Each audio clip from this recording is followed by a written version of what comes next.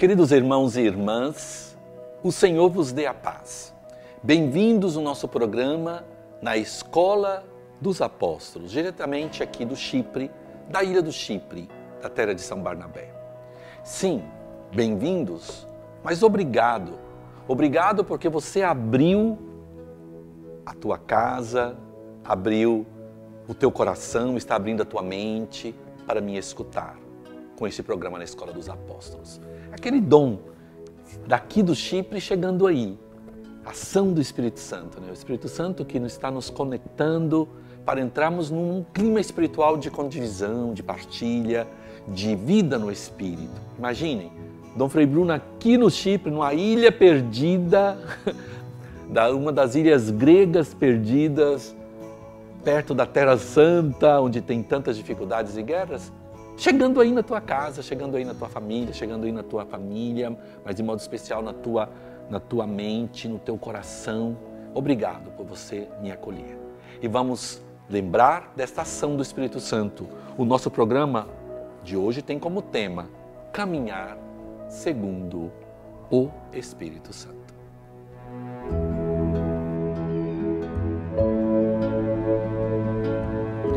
Lembrando sempre que São Paulo passou por Chipre, ele deixou aqui, juntamente com São Barnabé, a palavra de Deus. A palavra, a exortação, podemos dizer, a novidade do Evangelho. E hoje, daqui do Chipre, chegando até você, com uma pergunta muito interessante. O que significa a exortação de São Paulo para caminhar segundo o Espírito? São Paulo aos Gálatas, São Paulo aos Romanos, ele insiste, devemos que caminhar segundo o Espírito. O que quer dizer, o que quer nos dizer o apóstolo Paulo? Que nós temos que nos deixar guiar por ele, pelo Espírito Santo. Deixar guiar pelo Espírito Santo. Muito interessante a oração dos judeus. Os judeus, quando rezam, eles têm um movimento, não sei se vocês, que eu gosto muito de ver esse movimento dos judeus, quando eles estão rezando, eles fazem esse movimento para frente e para trás, todo o teu corpo louve o Senhor, todo o teu corpo louve o Senhor. Depois eles fazem um outro movimento, eles fazem para a direita, para a esquerda, para a direita, para a esquerda. O que significa? Que do momento que você está na tua vida espiritual, no teu contato com Deus, é o Espírito, la Ruach, que move para onde Ele quer. Por isso, caminhar segundo a ação do Espírito é se deixar guiar pelo o Espírito Santo, se deixar guiar pela Palavra de Deus, se deixar guiar pelo Espírito de oração e devoção, se deixar guiar pelo amor de Deus por ti, tendo como pensamento a ação do Espírito Santo.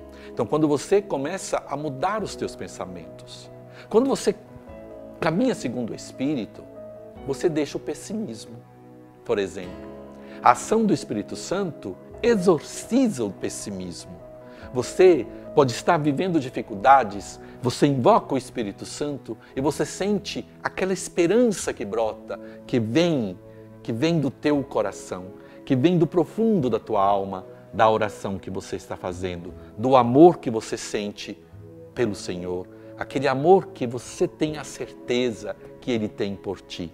E a ação do Espírito começa a te mover, tirando do pessimismo, tirando dos maus pensamentos, porque o Espírito guia onde Ele quer e Ele vai te guiar segundo a sua vontade. Então Ele vai te guiar para que você deixe sempre de lado os pensamentos negativos, os pensamentos de morte, para viver na vida do Espírito. Caminhar segundo o Espírito é deixar os pensamentos de morte. Quantos pensamentos de morte nós temos? Sabe quais são os pensamentos de morte? A vingança. Quando você começa a tramar na tua mente coisas contra os outros, ou que os outros farão contigo. E muitas vezes, quando você está na oração, você diz, como são moscas que te estão perturbando, você diz, basta. Eu acredito no amor de Deus. Eu acredito que o amor de Deus irá tocar o coração daquela pessoa que eu tenho um problema. Eu acredito que o amor de Deus vai tocar o coração do meu esposo, da minha esposa, do meu filho, do meu vizinho, da minha família. Que a ação do Espírito Santo vai tocar o coração dos governantes, vai tocar o coração daqueles que têm poder. Esta é a ação do Espírito Santo, onde você inicia essa reação profunda e você sente aquele desejo da vida sacramental. A ação do Espírito Santo te leva para os sacramentos, te leva para a confissão, te leva para a Eucaristia, aquele desejo que você sente de ir à missa, porque é o Espírito que te leva aonde Ele quer. Os judeus, têm essa tradição, porque depois não é você que vai, é o Espírito que te guia. E assim, São Paulo diz realmente dessa ação do Espírito Santo, que te leva, que te move para onde Ele quer. E muitas vezes vai contra a tua vontade. Por exemplo, te leva a pedir perdão quando você não quer. Te leva na humildade quando você quer ser arrogante. E o Espírito te leva para a santidade. Te leva para onde Ele quer, a salvação. A salvação da tua alma.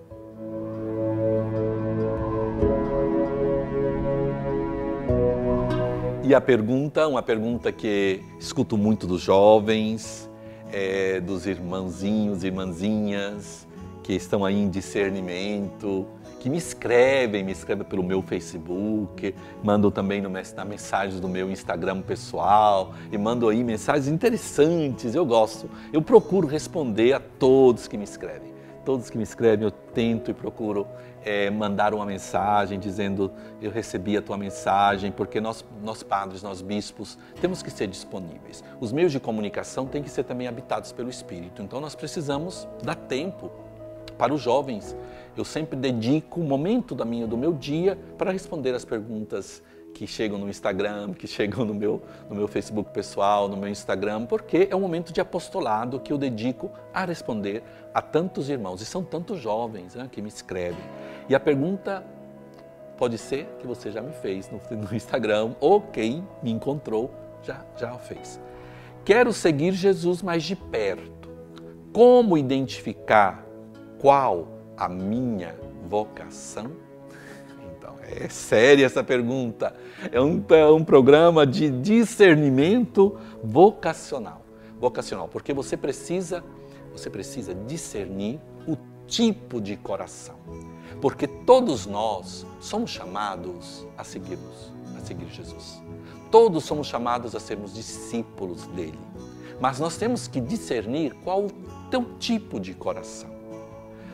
Nessa chamada, você vai ter um coração para um modo de responder no teu coração a esta chamada. Discernir o tipo de coração, vou dar uma imagem, tá bom? Uma imagem, então pode ser uma imagem um pouco grosseira, mas bem, eu gosto de dar uma imagem que pode ajudar. Nós estamos numa autoestrada, ok? Numa autoestrada, qual é o objetivo da autoestrada? Chegarmos na nossa destinação. A nossa destinação nesta autoestrada da vida é Cristo, é a vida eterna, é a vida com Ele. Na autoestrada nós temos carros e temos ônibus. Todos chegam, todos irão chegar. Porém, quem tem um coração de carro, ele vai ter lugar para 1, 2, 3, 5 pessoas, e vai estar pleno, que é quem tem vocação para o matrimônio, porque ele vai partilhar este caminho com a sua esposa, com seu filho, filha, ali mas está caminhando para a autoestrada, para a salvação, está fazendo o serviço, está levando 2 pessoas no seu coração, está levando a sua esposa no seu coração, os seus filhos, está levando o seu esposo, e estão caminhando na autoestrada. Tem alguns seres que têm uma vocação de ônibus, que é como o Dom Frei Bruno, que tem uma vocação de um ônibus grande, que não tem exclusividade de quem entra e quem desce. Tem períodos que o ônibus está cheio, depois ele desce, metade estão cheios, outros sobem, outros descem. É o coração do consagrado, que é um coração totalmente de serviço, que não é exclusivo. Tem quem entra, quem desce, mas está fazendo um serviço na autoestrada e ele caminha. E o coração está sempre cheio. E ele está alegre com o barulho do povo dentro do seu ônibus. E ele está alegre porque entrou uma pessoa idosa que precisava dele e ele ajudou a subir no ônibus. Depois entrou a senhora, a família com as suas crianças e ele acolhe toda a família dentro do ônibus. Ele acolhe outros jovens e o ônibus enche. Depois desce, entram outros.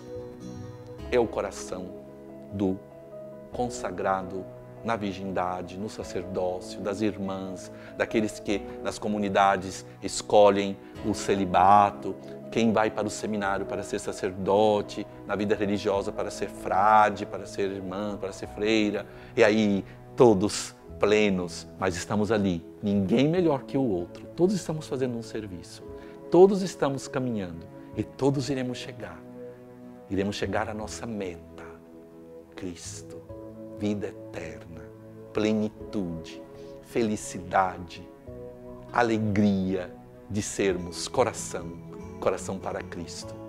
Você já discerniu o teu tipo de coração? Na Igreja Oriental, os padres católicos das igrejas orientais, podem se casar.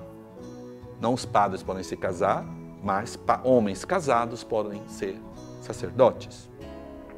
Possível. Na Igreja Latina nós temos o celibato, que é esse tipo de coração. Então, vamos discernir o teu tipo de coração e vamos caminhar na autoestrada da salvação.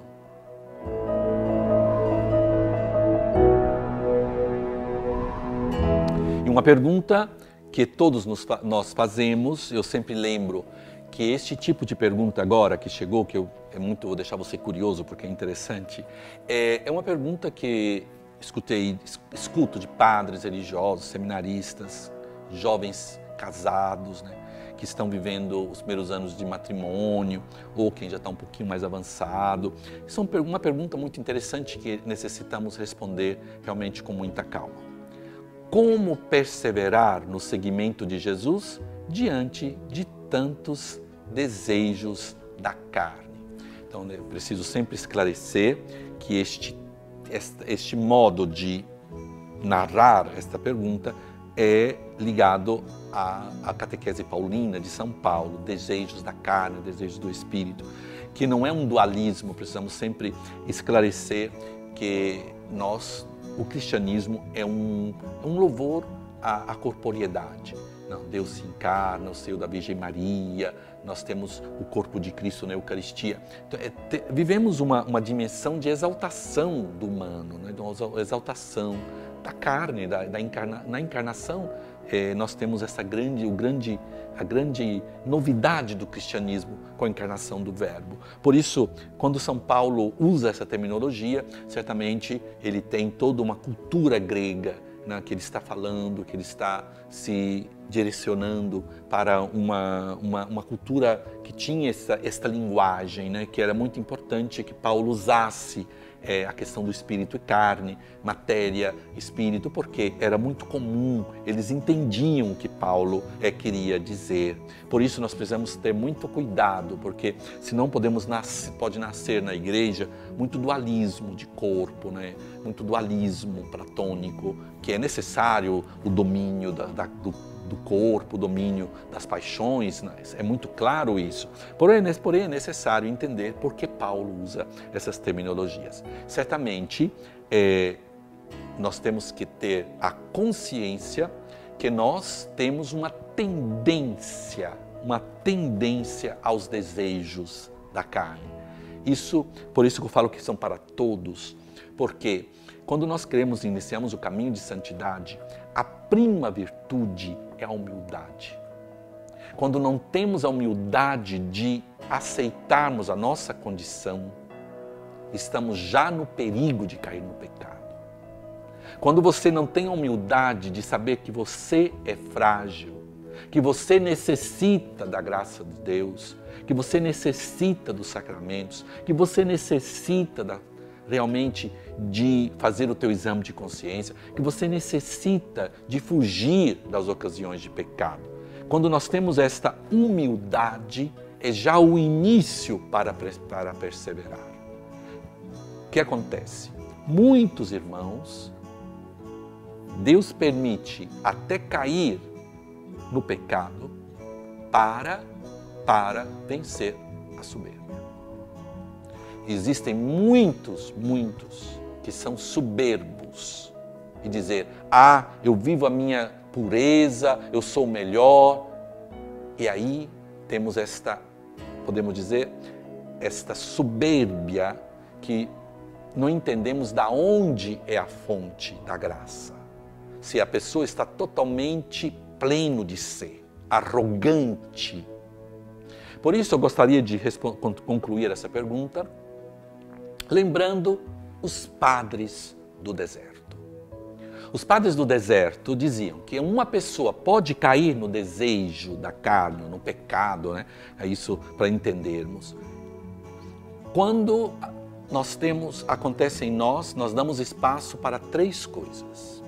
Os padres do deserto diziam, quando você cai num pecado, primeira coisa, você pode ter exagerado na bebida,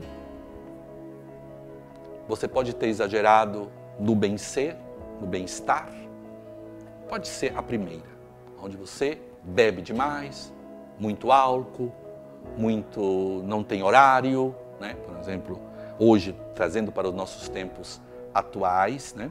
Você pode dizer, eu estou vivendo, vou beber, vou amanhã não vou trabalhar, final de semana eu vou estar toda a noite na rua. Então pode ser o primeiro perigo, diz os padres do deserto. É um perigo. Segundo perigo para os padres do deserto é quando você dorme demais. Quando você cai na preguiça do teu corpo, sabe? Preguiça. Não vou fazer exercício, não vou trabalhar, está sempre na cama, deitando, com o celular na mão, no Facebook, no Instagram, no TikTok, e vai num site ou outro, perde tempo, dorme, acorda, sem fazer nada. Então você está dando ocasião para o pecado. E a terceira razão, diz os padres, a terceira razão dizem os padres do deserto. Terceira razão, se você julgou alguém que caiu no pecado. Se você julga alguém que caiu no pecado, certamente será uma das situações que irão te levar a cair também no pecado. Julgar os outros. Por isso, julgar, pensando que você é melhor que o outro, eu não faço esse pecado, olha lá, e não tem caridade com quem caiu no pecado, dizem os padres do deserto, pode ser uma das causas que você caiu. Por isso, vamos vigiar os nossos corações, não julgar e termos sempre aquela humildade de dizer, meu Deus, me ajude, necessito de Ti.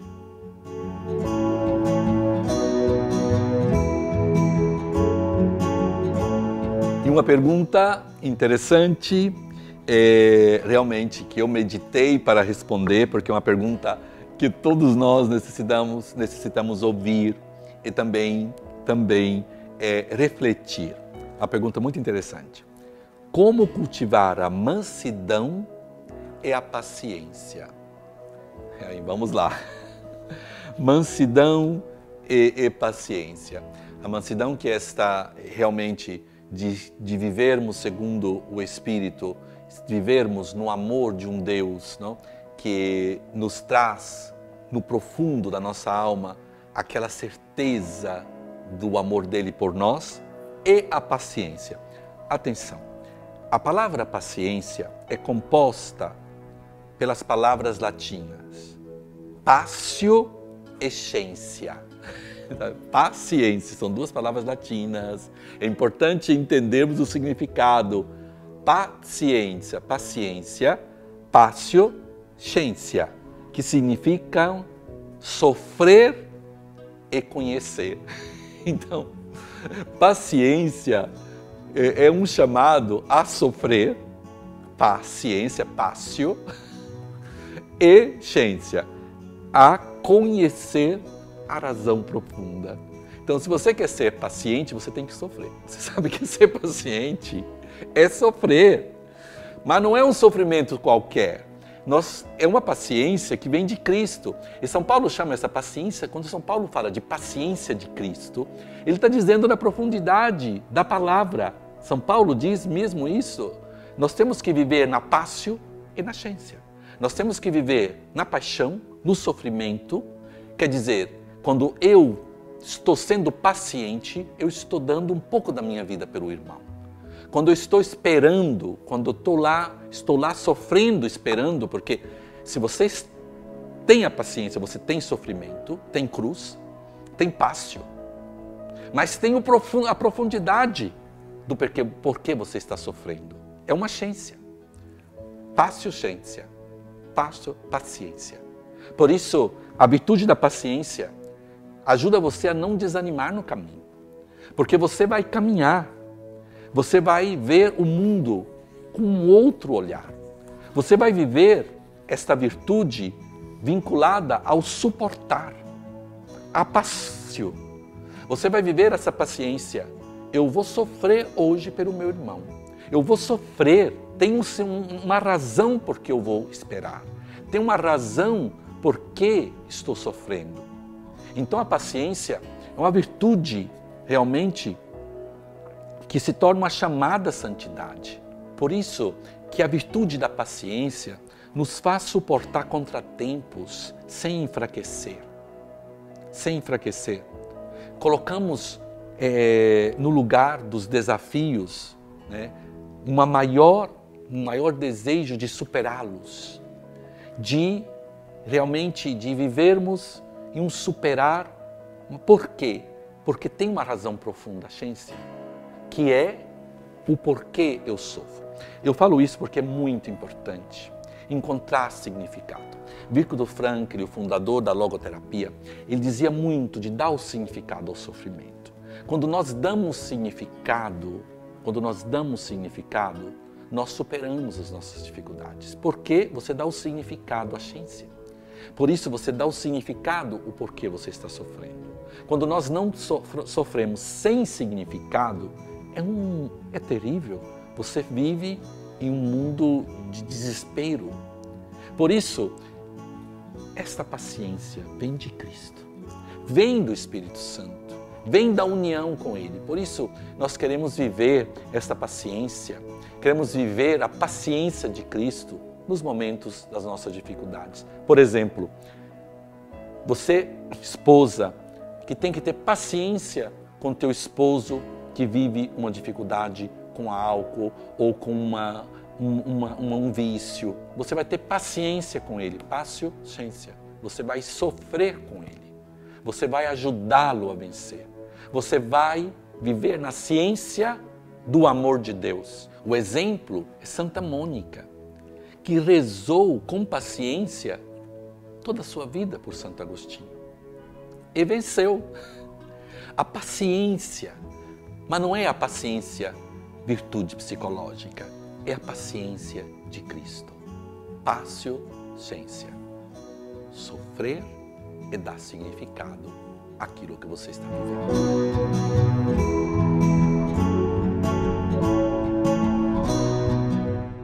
E vamos rezar com a palavra de Deus que nos ilumina e nos dá a vida. Vamos rezar com a palavra de Deus de Gálatas 5:16. Eu vos exorto, deixai-vos conduzir pelo Espírito e não satisfazeis os apetites da carne. E vamos lembrar os irmãos e irmãs que escreveram para o nosso programa. Amo o seu programa, gratidão por todos os ensinamentos que o Senhor nos dá. Deus lhe abençoe grandemente, escreve a Maria de Fátima Silva. Que maravilha poder agora acompanhar o Senhor como bispo. Sua bênção, Dom Bruno. Escreve a Neném Lima de Feira de Santana, Bahia. Envie o seu pedido de oração para o nosso programa na Escola dos Apóstolos, @cançãonova.com ou pelo nosso Instagram, CN Terra Santa. Para adquirir produtos de evangelização, acesse loja.cançãonova.com. E vamos invocar o Espírito Santo. Vinde, Espírito Criador, a nossa alma visitai e enchei os corações com vossos dons celestiais. Vós sois chamado intercessor de Deus excelso, dom sem par, a fonte viva, o fogo, o amor, a unção divina e salutar. Sois o doador dos 7 dons, e sois poder na mão do Pai, por Ele prometido a nós, por nós seus feitos proclamai. A nossa mente iluminai, os corações enchei de amor, nossa fraqueza encorajai, qual força eterna e protetor. Nosso inimigo repeli, e concedei-nos a vossa paz, se pela graça nos guiais, o mal deixamos para trás. Ao Pai e ao Filho Salvador, por vós possamos conhecer, que procedeis do seu amor, fazei-nos sempre firmes crer. Amém. O Senhor esteja convosco, vos abençoe Deus Todo-Poderoso, que é Pai, Filho e Espírito Santo. Amém. E esperamos todos vocês na próxima semana, aqui no nosso programa, na Escola dos Apóstolos, com São Paulo e São Barnabé, que te ajudam a crescer na fé.